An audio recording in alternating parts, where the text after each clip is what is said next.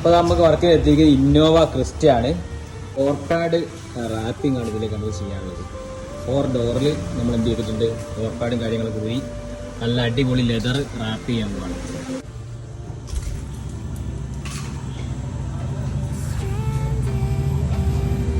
ഓർപാഡ് പക്ക ഫിനിഷാക്കി ലെതറിൽ നമ്മൾ റാപ്പ് ചെയ്ത് എടുത്തിട്ടുണ്ട്.